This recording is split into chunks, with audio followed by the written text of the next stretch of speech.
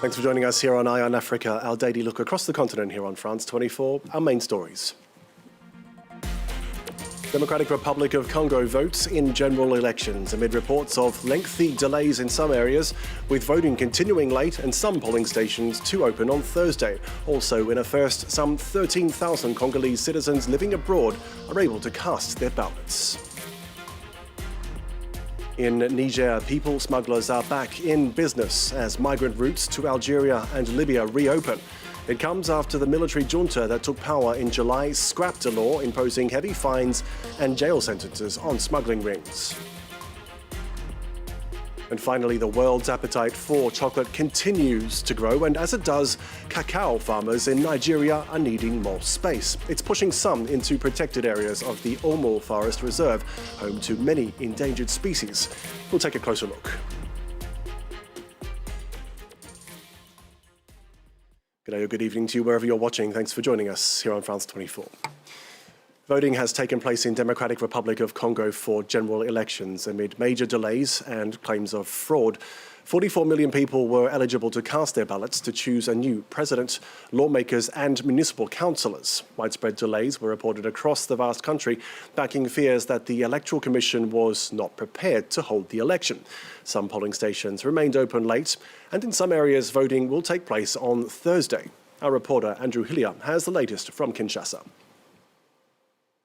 There were chaotic scenes in the early hours outside many polling stations, particularly here in Kinshasa. Many not opening on time at 6 a.m. because of logistical challenges, also because of a shortage of manpower. Now, we spent the day outside a polling station in Lagombe, which is a neighborhood right in the heart of Kinshasa. It's where two opposition candidates, Martin Fayulu and Denis Mukwege, cast their ballots. And what struck our team the most was the sight of hundreds and hundreds of people queuing up, jostling to get inside the polling station. Many people frustrated with how the vote had been organized, telling us that they still didn't know when their turn would come to cast their vote. Other people telling us they felt it was their civic duty to participate.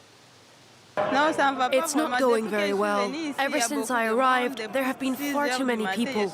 I've been here since 6 a.m. I still haven't been able to vote. It's very disorganized here at Gombe.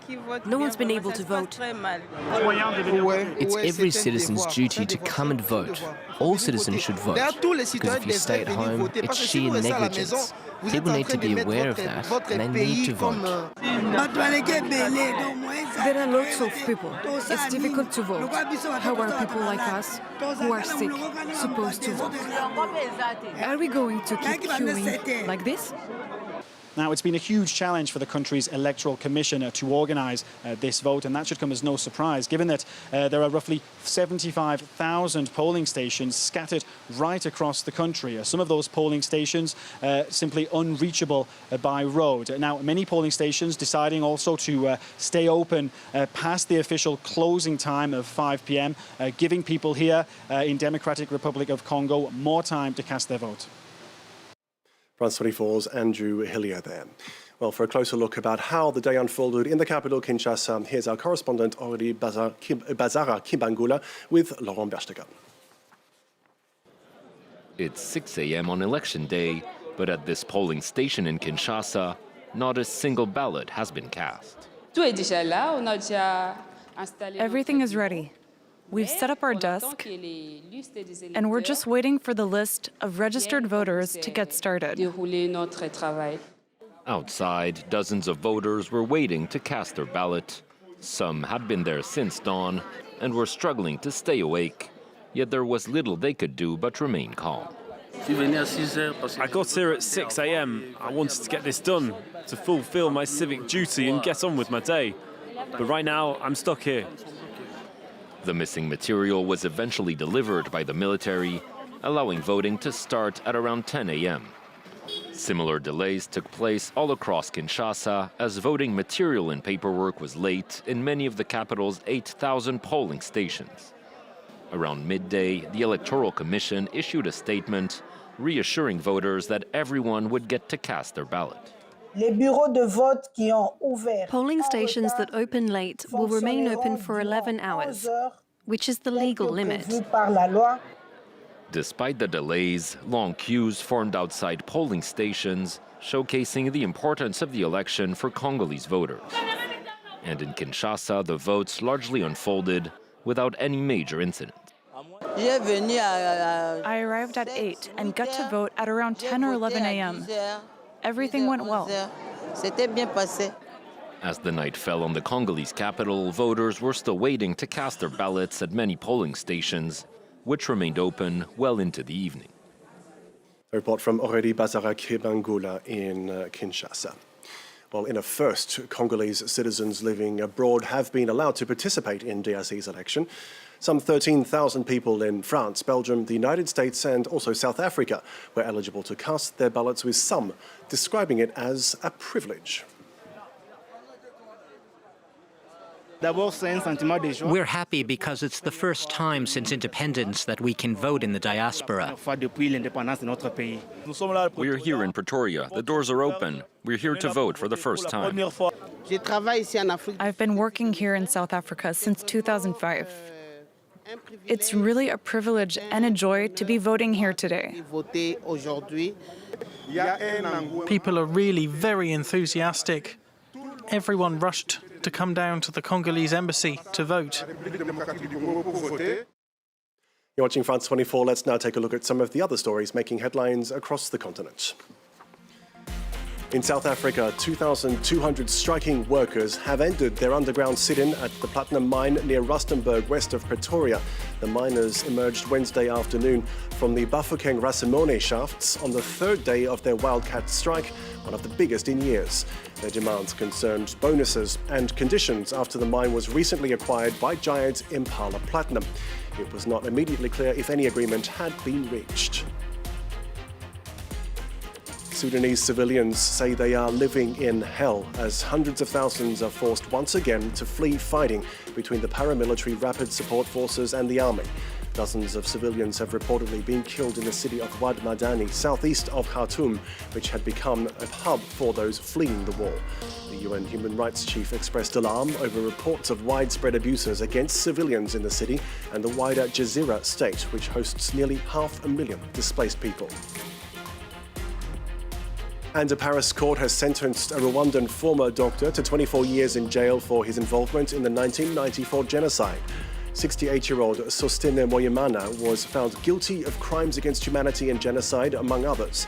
The former gynecologist was accused of organizing torture and murder in the 1994 atrocities, in which some 800,000 Tutsis and moderate Hutus were killed in around 100 days. Moyemana is the sixth person to stand trial in France for the genocide.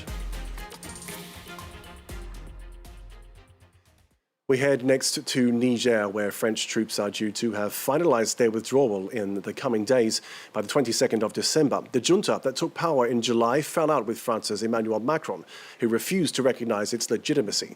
The coup leaders ordered the departure of French soldiers participating in an anti-jihadist mission. Meanwhile, just weeks after the new leaders in Niamey scrapped a law aimed at stopping the movement of migrants to Europe, smuggling routes to Algeria and Libya have reopened. Let's report now from Agadez. Casting it as the result of foreign pressure, Niger's new authorities, who seized power in a coup this summer, have revoked a law criminalizing migrant trafficking. A number of convicted smugglers who once faced more than a decade behind bars could be released. For would-be migrants, what had become a near-impossible journey is now back on the table. If the military and the police don't harass us along the road anymore, that's already good. I wanted to leave with a friend, but he said he'll leave next week, God willing. For smugglers, it's back to business. Moving people across the country to Algeria or Libya became a risky business after the law was passed in 2015. First, we thank the President for repealing this law.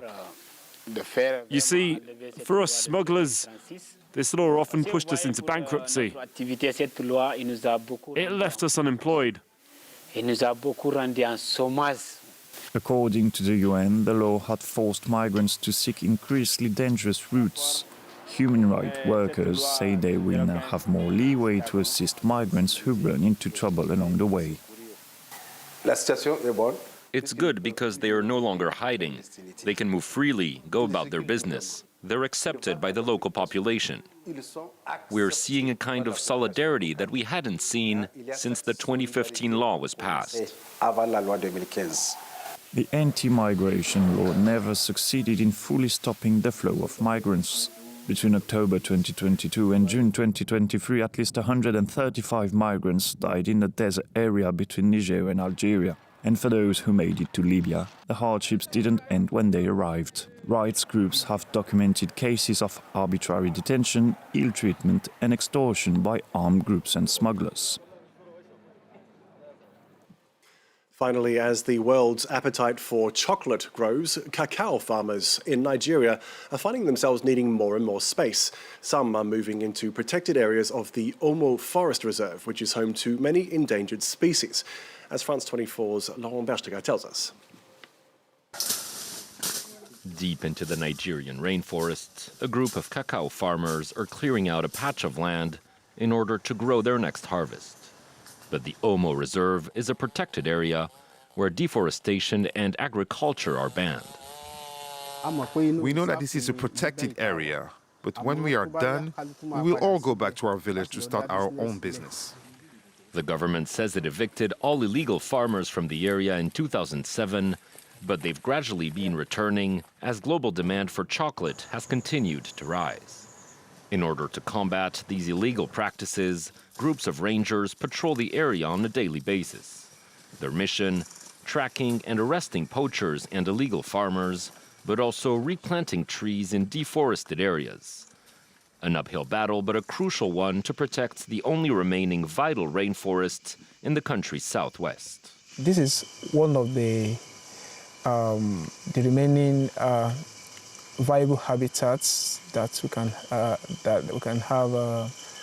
we have forest elephants. We are faced with threats from logging activities, threat from poaching, and expansion of farming and community settlements. Nigerian cacao is purchased by some of the world's largest traders, which supply major chocolate manufacturers like Mars and Ferrero. A supply chain that could soon be affected by a new EU regulation requiring companies to prove their products haven't caused deforestation. And that's it for the moment here on France 24, but do stay with us. Plenty more news coming up in just a few minutes.